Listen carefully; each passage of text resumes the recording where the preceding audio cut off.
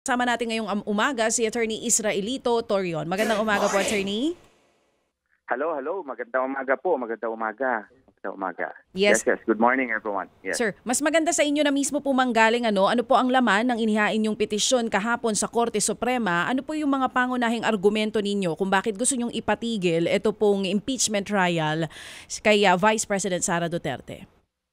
Well, it was actually a petition for certiorari, under the expanded concept, Article 8, Section 1 of the 1987 Constitution, saka prohibition and mandamus.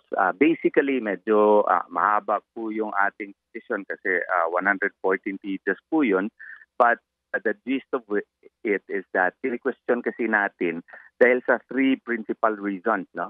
And ano yung three principal reasons nun? Number one, there was malicious non-action of the first three impeachment complaints, which effectively circumvented the ruling of the Supreme Court in Francisco versus House of Representatives.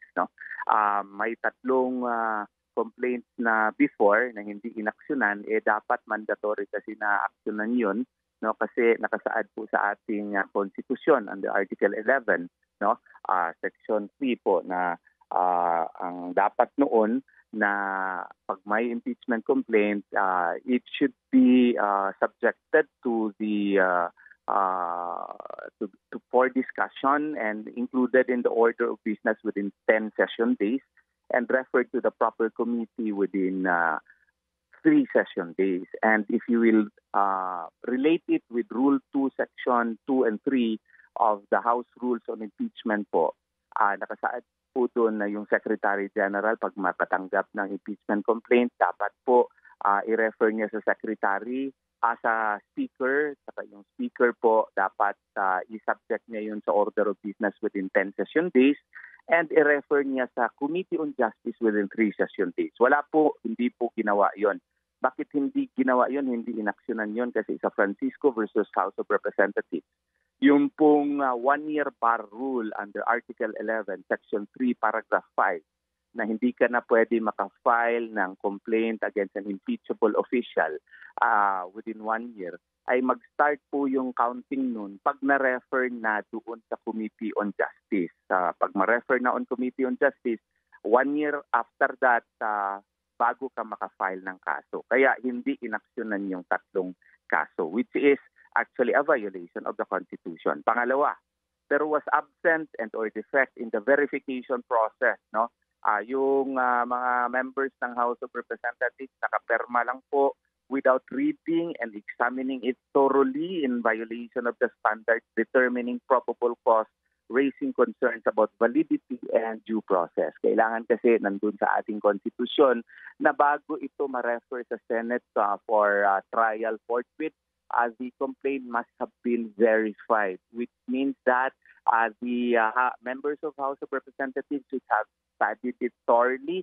The evidences attached thereof should have been assessed properly, which in this case was absent in the light of the fact na minadali po, parang blitzkrieg fashion po.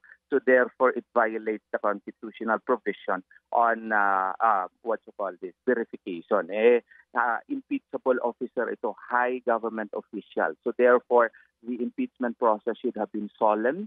It should have been followed strictly to the rules, so that because you are trying to remove a public official who has been elected by 32,208,417 votes. At the very least, kailangan alam mo kung ano yung pinarmahan mo, naintindihan mo, which is absent in this case. Number 3, there was grave violation of the due process clause as the Vice President was denied prior notice and hearing an opportunity to respond the impeachment complaint before it was formalized and transmitted to the Senate. Basic naman po yun na maski sino po bago ka file ng kaso, dapat alam mo, dapat naka-respond ka, dapat naka-answer ka. Dito, minadali, yung nagperma ng mga congressman, hindi nga nabasa yung complaint, hindi naintindihan. And worse, hindi na-inform po si Vice President Sara Duterte. Because of these three principal grounds and other grounds that cited in our petition, the impeachment complaint should be deemed constitutionally defective and it is jurisdictionally void and therefore has no basis and should therefore not be entertained by the Senate.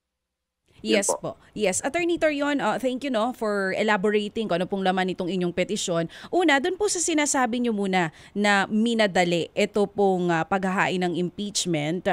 Under the House rules, hindi po ba kapag nakakala po ng pirma yung mga members po natin ng Kamara, which is yun po yung nangyari, more than 1/3 pa nga po ng boto ang kanila pong nakalap, automatic po talagang po pwede pong madaliin. Hindi madaliin kumbaga po automatic talagang po pwedeng may akyat po itong impeachment sa opisina ng Senado. And then second, dun po sa sinabi ninyo na absent ng verification process without reading or examining it thoroughly, meron po ba tayong pruweba dito na ang ilan sa mga pumirma ay talagang hindi po nila na-veripikang maigi?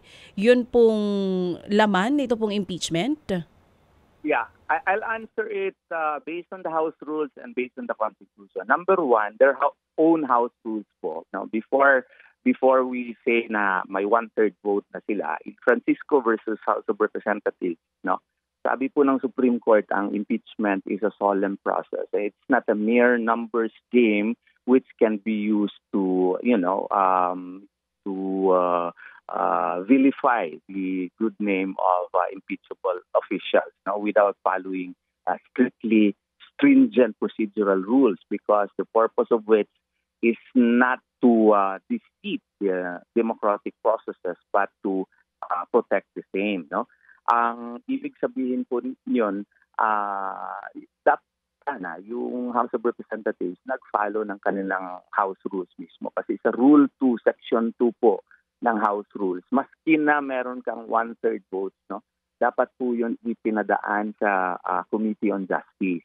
Nandun yun. Maski yun ng 1/3 vote nila, dapat dumaan yun sa Committee on Justice kaya para ma-determine saan na sufficient informed substance pa ito at saka mag-follow din ng what you call this, due process. Kasi you would be trying to remove an impeachable official who has been elected by 32 million people. So dapat na-follow sana yung procedural rules. And then, maski doon din sa Article 11, Section 3, Paragraph 5, containing the provision of the 1/3 vote, ang wordings po ng Constitution, in case the verified complaint. So, it therefore emphasizes na dapat yung complaint mismo should follow the verification process, which means that the rules also in the House of Representatives on verification, Rule 4, Section 14, should have been followed. Na may wordings nga doon na nakafollow sa kanilang rules na hindi rin na-follow doon. Kasi kung tingnan mo yung complaint na napasa mismo sa Senado, hindi po naka-follow ito sa Rule 4, Section 14, maski sa wordings lang. And as to what really happened during that day, because they were having a caucus. Now, we were able to record the responses of the congressmen at least 1 hour or 2 hours before the caucus happened. And they did not have even an idea as to what was the subject matter of the caucus. Even Congresswoman Franz Castro did not know as to what was the topic all about. And it was already around 11 o'clock in the morning. The rest day they started at 12 o'clock.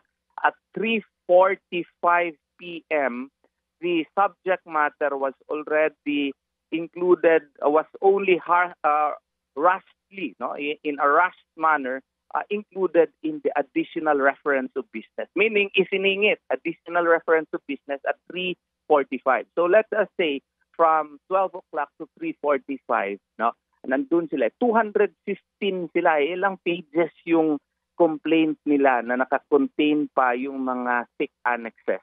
Now, we counted it. It would only run about 1 minute or 2 minutes per page that they read the complaint, which is actually impossible knowing that the allegations therein are quite complex and are quite some consist of figures which should have been thoroughly discussed, and most importantly, the Vice President should have been given due notice also. Yun po. Alright. Sir, may mga nagsasabi din po na ilang grupo na hindi pa naman po kasi nag-uumpisa yung impeachment trial. Pero hindi po ba masyadong maaga ito ring inihain yung petisyon para questionin yung impeachment trial na mangyayari sa Senado kung matutuloy man? Hindi. Kasi we have the right to question. Imagine, yung ang taong kakasuhan, kailangan mo muna siya paalam. Kailangan mo muna siyang, bigyan ng chance na maka-answer. Dito, wala. Blitzkrieg fashion ito. Akala kasi natin doon sa Constitution, pag mayroon ka ng 1/3 vote, wala na, doon na. Nangyari yan sa, sa Corona, no? Corona versus Senate. But the Supreme Court was not able to rule on the merits of it dahil nga naging moot and academic kaya nag-trial na. So dito, this is the most opportune time that this is the most perfect time that the Supreme Court can rule on this dahil nga kailangan i-desisyonan ng Supreme Court dito kung tama ba na i-rush mo ang pag-file ng complaint na binoto ng tao. Ilan lang ito sila na official na pwede mong i-impeach. Binoto ng tao, no? 32,208,417. Tapos i-file mo at the last minute talaga. Last 30 seconds, literally last 30 seconds na hindi man lang na-discuss ito, na hindi man lang pinag-isipan ng ibang mga kongresista na karamihan sa kanila.